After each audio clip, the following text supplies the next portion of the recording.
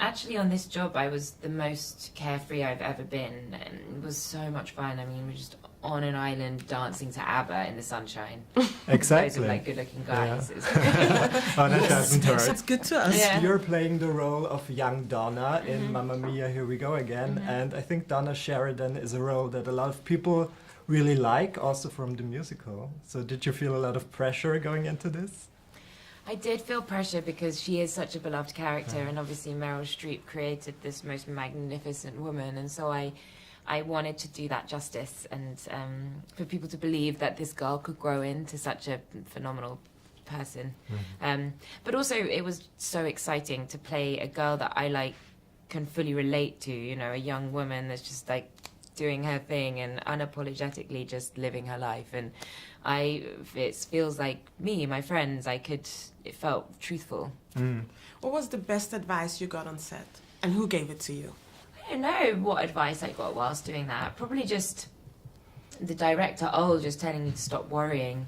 That's probably the best advice. What were you worrying about, though? Well, I'm a bit of a worrier. I never know if we've got it. I want to keep going. But actually, on this job, I was the most carefree I've ever been, and it was so much fun. I mean, we're just on an island dancing to ABBA in the sunshine. So there's a lot of singing and dancing. How did you prepare for that? Do you have a background in singing and dancing? Yeah, I feel like I've sort of been preparing for it my whole life, as cheesy as that sounds. I loved singing and dancing, especially as a kid. I did it all the time, and I knew Mamma Mia off by heart. Like, all the songs from the show I knew.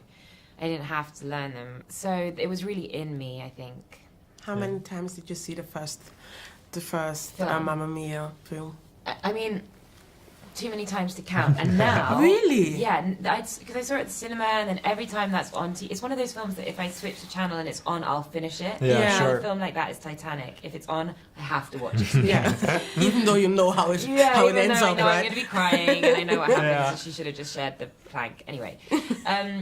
So Mamma Mia is a bit like that, and I was just loved Amanda. I was like, this girl's perfect. And I saw the stage show maybe somewhere about 10 times. And Wow, it's amazing. I was just very, very big fan.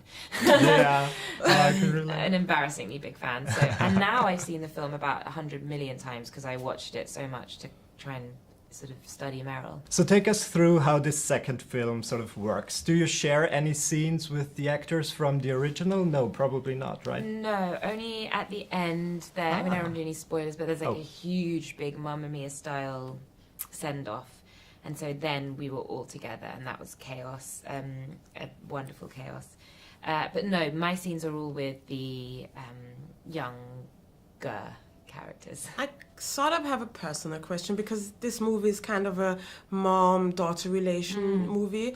What do you really, really admire? If you could name one thing that you admire from your mom or about your mom, what would that be? I would say that my mum is very, very kind person. She's very generous with her love, and she puts people ahead of herself.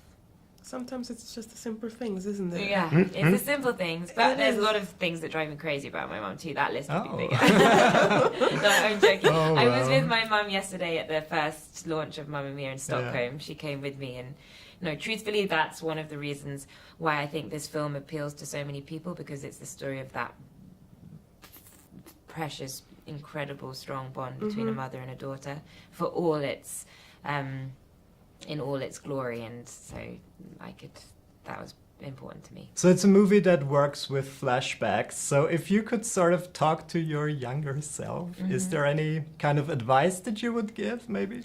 I know what I'd say. I'd tell my younger self to wear her mouth guard, because is that what they're called? Gums, you know, when you put, because I had to have train tracks twice. Oh, wow. Because I was too cool or lazy to wear the retainer, that's what it's called. So I would definitely tell myself it's not worth it. I'd tell myself to stop putting lethal spot cream all over my face. How would you do that, though? I just always toothpaste or acid, essentially, all over your face. That's because Naomi told us to do that in the 90s. Yeah, it's her fault. Probably. It's not your fault. That's a good piece of advice. It is, sort of.